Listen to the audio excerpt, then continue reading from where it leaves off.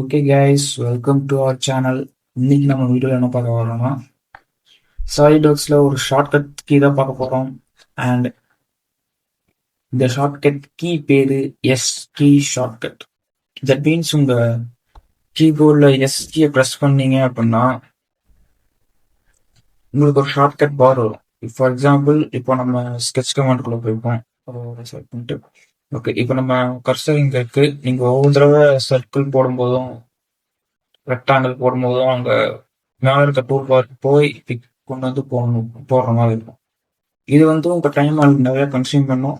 இப்போ இதுக்கு நம்ம என்ன பண்ணலாம் அப்படின்னா, பண்ணோம்னா உங்கள் கீபோர்டில் எஸ் கீயை ப்ரெஸ் பண்ணீங்கன்னா உங்கள் கர்சர் பக்கத்துலேயே உங்கள் ஷார்ட்கட் வரும். இட் இஸ் ஈஸியர் டு இங்கிருந்து இங்கே போய் ஹெட் வரணும் அப்படிங்கிறத வரும். ஜஸ்ட் எஸ் ப்ரெஸ் பண்ணீங்கன்னா பக்கத்துலேயே இருக்கும், எடுத்து வரைஞ்சிடலாம். ஓகே, அதே கீபோர்டில் எஸ் ப்ரெஸ் பண்ணீங்கன்னா இந்த மாதிரி நிறைய கமெண்ட்ஸ் வரும். இப்போ நமக்கு சென்டர் லைன் போடணும் அப்படின்னா எஸ் ப்ரெஸ் பண்ணி இந்த பார் ப்ரெஸ் பண்ணி அதுக்குள்ள இருக்கிற இதை போடுற மாதிரி வரும். இதுவுமே நமக்கு அதிகமாக டைம் கன்சியூம் ஆகும். நம்ம ஒரு இண்டஸ்ட்ரிக்குள்ள வேலை செய்யும் போது பெரிய டயக்ராம் எல்லாம் போடும்போது ரொம்பவே நமக்கு டைம் கன்சியூமிங் தான் இருக்கும். இது நம்ம என்ன பண்ணலாம், எஸ்கி ப்ரெஸ் பண்ணி அந்த பார் மேலே வந்து ரைட் கிளிக் பண்ணீங்கன்னா கஸ்டமைஸ் ஆப்ஷன் வரும். கஸ்டமைஸ் ஆப்ஷனுக்குள்ள போயிருங்க. அதுக்குள்ள போனீங்கன்னா இப்போ நமக்கு இந்த லைன் அண்ட் ரெக்டாங்கிள், சர்க்கிள் இது மூலம் தேவையில்ல எடுத்துட்டுலாம். இப்போ அதுக்கு பதிலாக இந்த இடத்துல இப்போ நம்ம எடுத்துட்டதெல்லாம் இந்த ஃப்ளைஓவர்ஸ்குள்ள இருக்கும். ஃப்ளைஅவுட் டூ பார்ட்ஸ்குள்ள இருக்கும். ஃப்ளைஅவுட் டூ பார்ட் இருந்து எடுத்தீங்கன்னா லைன் வராது, அதுக்குள்ள அந்த ஃப்ளைஅவுட் சொன்னாங்களா அதே மாதிரி வரும். இது நமக்கு கஷ்டமா இருக்கும். ஸோ இங்கே ஸ்கெட்ச் ஆப்ஷனுக்குள்ள போயிட்டீங்கன்னா இங்கே line, centre line, mid point line எல்லாம் தனித்தனியாக கொடுத்துருப்பாங்க. அதே மாதிரி rectangle, corner rectangle, mid point rectangle தனித்தனியாக கொடுத்துருப்பாங்க. ஸோ நம்ம லைன்,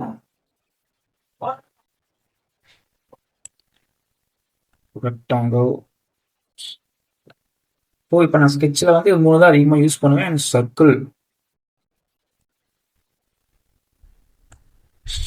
அண்ட் 3 பாயிண்டர் தேவையில்ல.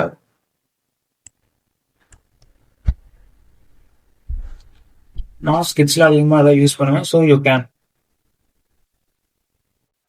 Set what ever the command you want.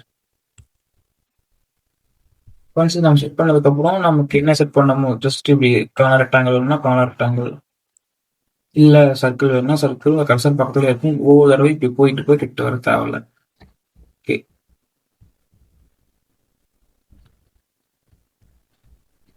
Okay இப்போ நம்ம ஷார்ட்கட் கீ பார்த்தோம். இப்போ ரெக்டாங்கிள் போட்டுக்கலாம்.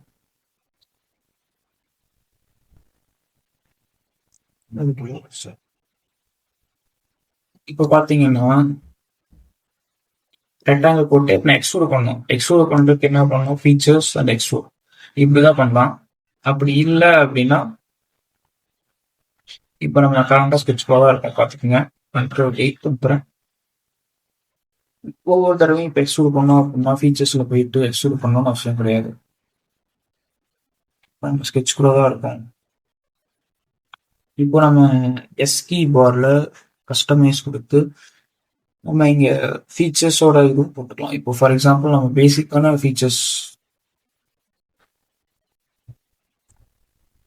Extrude and shell, like extrude, cut, shell, இது மூணும் அதிகமாக யூஸ் பண்ணுவேன். ஸோ நான் யூஸ் பண்ணிட்டேன். So you can put whatever the command you want. Okay, இப்போ டச்சு இப்போ நான் எக்ஸ்ட்ரூட் பண்ணேன். ஸோ அதே மாதிரி எஸ்பி ஸ்கெட்ச்குள்ளேயே வந்து எக்ஸ்ட்ரூட் பண்ணலாம். ஓகே, ஓகே இப்போ தென் இப்போ நான் ஹோல்ட் பண்ணோம் அப்படின்னா ஜஸ்ட் ஃபிக்ஸ் பண்ணுறோம், போடுறோம், எஸ் பட்டம், தென் எஸ்பி எக்ஸ்ட்ரூட் கட்,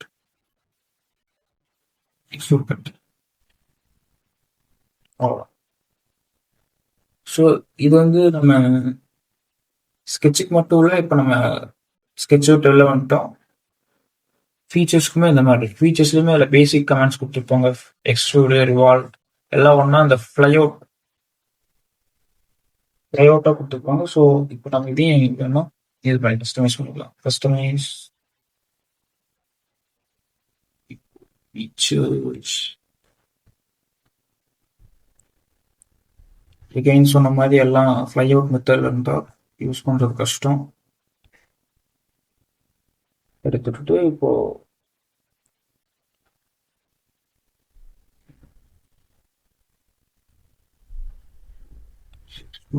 கட், எப்பவுமே எக்ஸ்ட்ரூட் பக்கத்துல எக்ஸ்ட்ரூட் கட் அந்த மாதிரி காமனா இருக்கிறத வச்சுட்டீங்கன்னா உங்களுக்கு ஈஸியா இருக்கும். ரிவால்வ் பக்கத்துல ரிவால்வ் கட். அண்ட் தென் இப்போ நம்ம பிளாஸ்டிக்ல வேலை செய்யும்போது அதிகமாக ஷெல் யூஸ் பண்ணுவேன். ஸோ எனக்கு ஷெல்லு தேவை வச்சுக்கிறேன். அண்ட் தென் ஸ்ப்ரெட் யூஸ் பண்ணுவேன் பிளாஸ்டிக்ஸ்ல அதிகமாக வேலை பண்ணும்போது. இது நம்ம ஃபீச்சர்ஸ் ஸ்கெட்சுக்கு மட்டும் இல்லை, அசம்பிளிக்கும் இருக்கு. பட் அசம்பிள் நம்ம அதிகமாக எதாவது யூஸ் பண்ணுவோம். இன்சர்ட் காம்போனன்ட், மேக் காம்போனன்ட் தான் யூஸ் பண்ணுவோம். ஸோ அது வேணுங்கிறவங்க வச்சுக்கோங்க. இதே மாதிரி டிராஃப்டிங்க்கும் வச்சுக்கலாம், டிராயிங்க்கும் வச்சுக்கலாம். ஸோ நம்ம ஸ்கெட்சுக்கு வச்சது இங்கே இருக்கு. அண்ட் சைஸ் வந்து உங்களுக்கு ஏற்ற மாதிரி சைஸில் வச்சுக்கோங்க.